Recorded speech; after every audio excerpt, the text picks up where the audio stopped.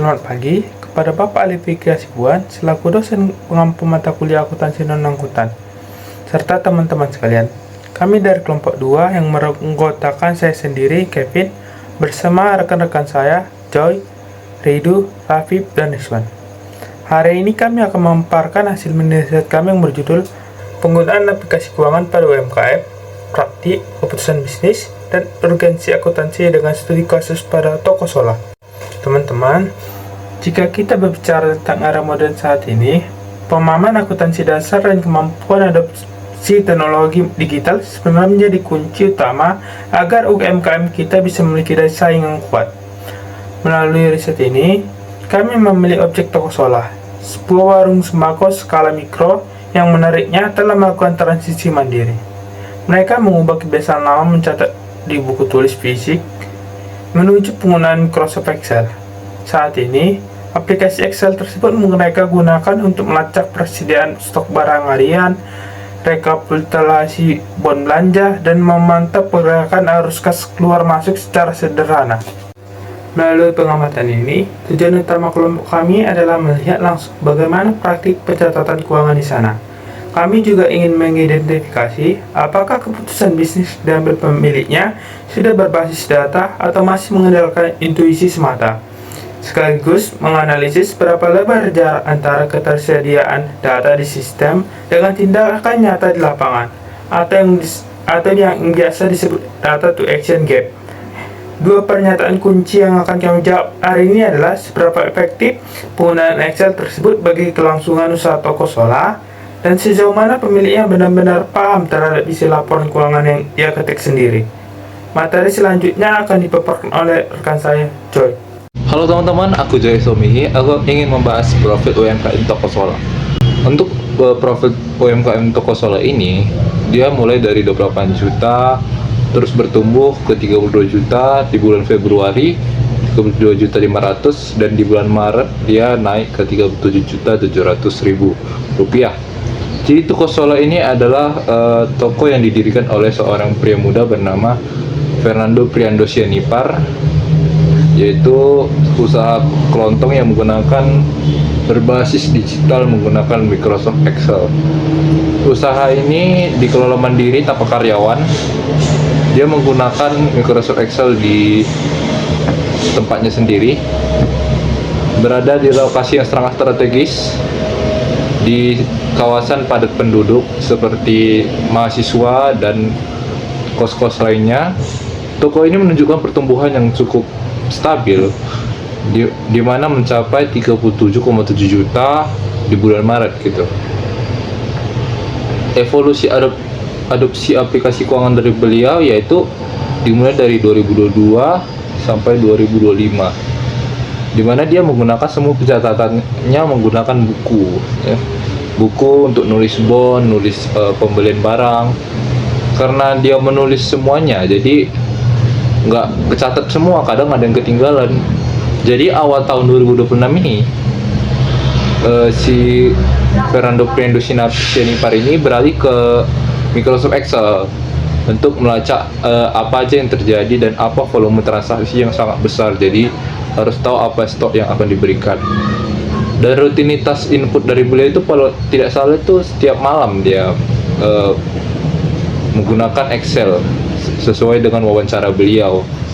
Jadi dia meletakkan semua isi-isi yang dia lakukan pada transaksi pada hari tersebut, lalu dijelaskan pada malam harinya. Yang keterbatasannya paling dia format tabel dibuat secara acak, jadi nggak berfokus pada laporan keuangan, tapi dia menggunakan aplikasi Excel untuk pencatatan uang dan perhitungan.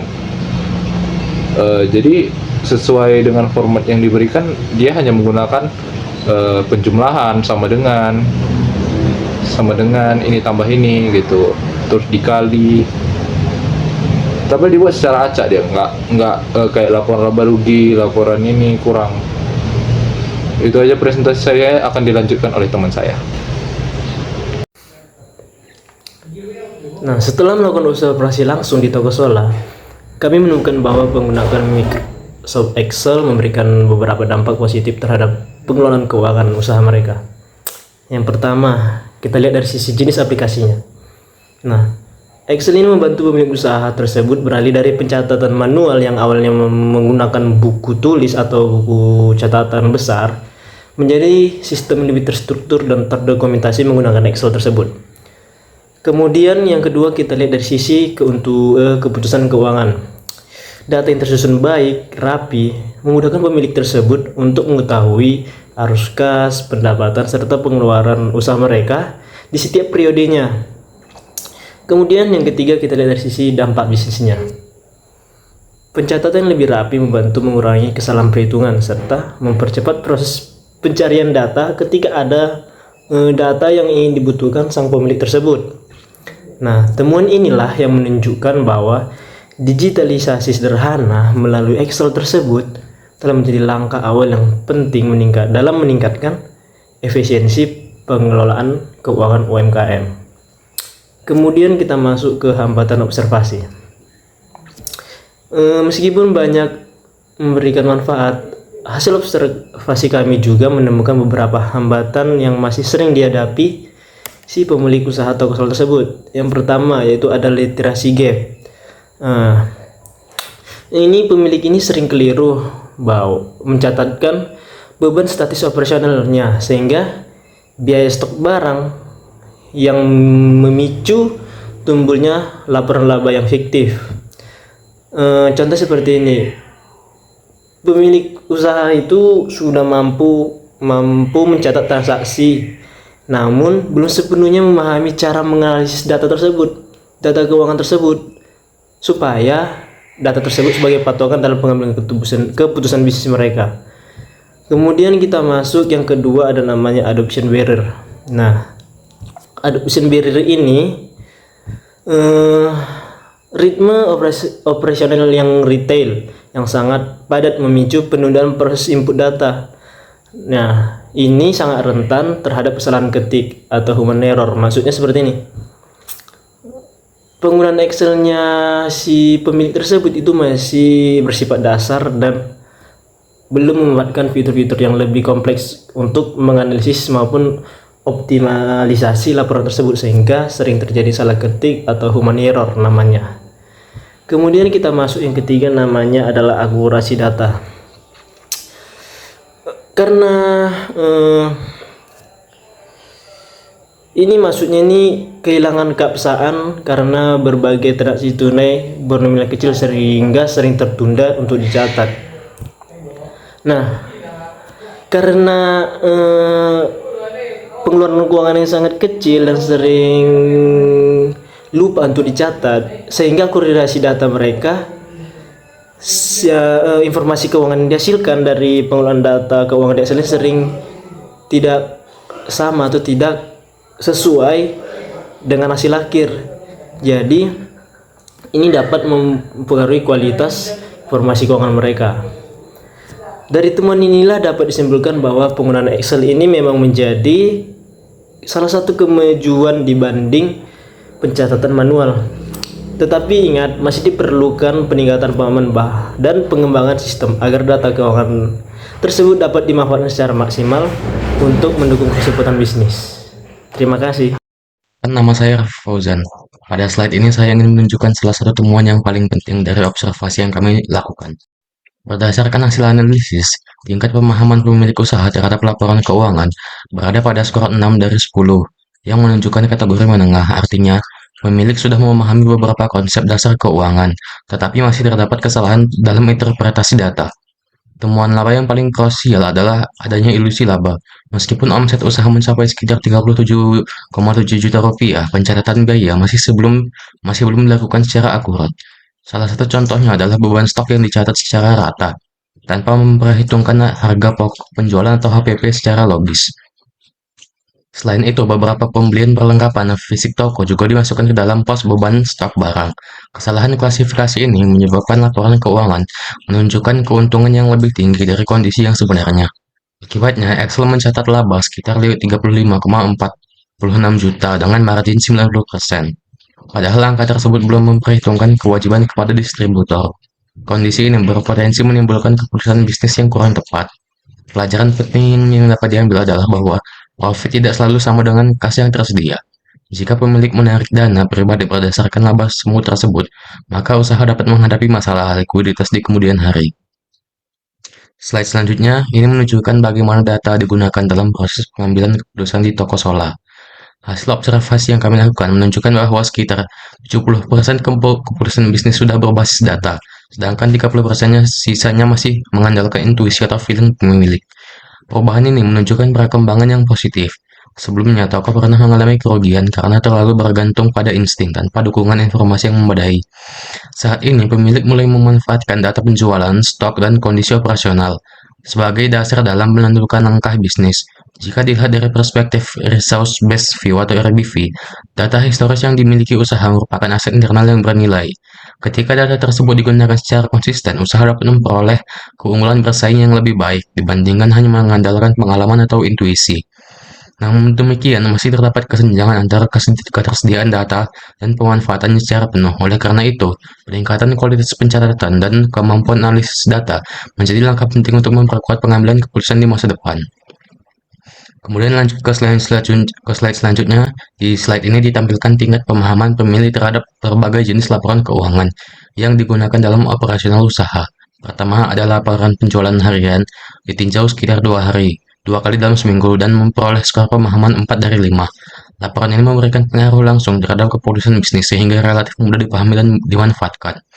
Kedua, laporan stok barang juga direview 2 kali dalam seminggu dengan skor pemahaman yang sama, yaitu 4. Informasi stok menjadi dasar dalam pengelolaan persediaan dan perencanaan pembelian barang. Ketiga, laporan kas operasional ditinjau 1 kali dalam seminggu dengan skor pemahaman 3. Meskipun sudah digunakan dalam pengambilan keputusan, pemahaman terhadap arus kas masih diperlukan, masih perlu ditingkatkan. Yang terakhir adalah laporan laba rugi bersih. Laporan ini memiliki skor pemahaman paling rendah, yaitu 2, dan jarang ditinjau. Pemilik juga masih meragukan akurasi hasil yang ditampilkan. Temuan ini sejalan dengan adanya ilusi laba yang telah dijelaskan pada slide sebelumnya. Dengan demikian, dapat disimpulkan bahwa pemilik lebih memahami laporan yang bersifat operasional, seperti penjualan stok dan stok dibandingkan laporan yang bersifat analitis dan strategis, seperti laba rugi. Kondisi ini menunjukkan perlunya peningkatan literasi akuntansi agar seluruh laporan keuangan dapat dimanfaatkan secara optimal dalam pengambilan keputusan. Selanjutnya, sintesa dan hal kritis manajemen keuangan. Dari hasil riset kami, ada satu kesimpulan besar: digitalisasi tanpa literasi adalah sebuah ilusi. Toko Sola memang sudah bermigrasi dari buku tulis ke Microsoft Excel, tapi di sini kami menemukan fenomena ilusi laba. Pemilik mencatat omset puluhan juta, tapi hanya mencatat beban stok sekadarnya. Akibatnya, muncul angka keuntungan fantastis yang sebenarnya semu karena belum memotong harga pokok penjualan yang real. Ada 3 poin kritis yang kami temukan. Pertama, integritas data. Karena masih input manual, sering terjadi human error. Yang kedua, kapasitas literasi. Masih ada jarak antara bisa pakai Excel dengan paham konsep akuntansi. Dan yang ketiga adalah disiplin eksekusi, di mana data seringkali hanya jadi pajangan dan keputusan masih banyak mengandalkan feeling. Selanjutnya, rekomendasi aplikatif untuk toko Sola. Nah, berdasarkan temuan tersebut, apa langkah konkretnya? Kami memberikan rekomendasi darurat. Toko Sola harus segera pensiun dari Excel dan bermigrasi ke sistem POS atau kasir digital berbasis cloud. Kenapa harus POS? Karena sistem ini akan mengotomatisasi semuanya. Begitu ada barang laku, stok otomatis akan terpotong dan HPP otomatis terhitung. Tidak ada lagi ceritanya lupa mencatat transaksi kecil. Selain itu, kami menyarankan adanya edukasi keuangan berkelanjutan agar pemilik tidak hanya sekedar penjaga toko, tetapi menjadi manajer bisnis yang sesungguhnya. Yang terakhir, kesimpulan akhir bisnis digital. Sebagai penutup untuk kita semua mahasiswa bisnis digital, Pelajaran berharga dari Toko Sola yaitu akuntansi adalah bahasa bisnis. Digitalisasi bukan tentang memindahkan angka manual ke layar komputer, tetapi tentang membangun ekosistem data yang valid. Untuk startup masa depan, implementasi cloud computing dan data-driven decision making bukan lagi pilihan, melainkan pilar utama untuk skala bisnis yang tangguh.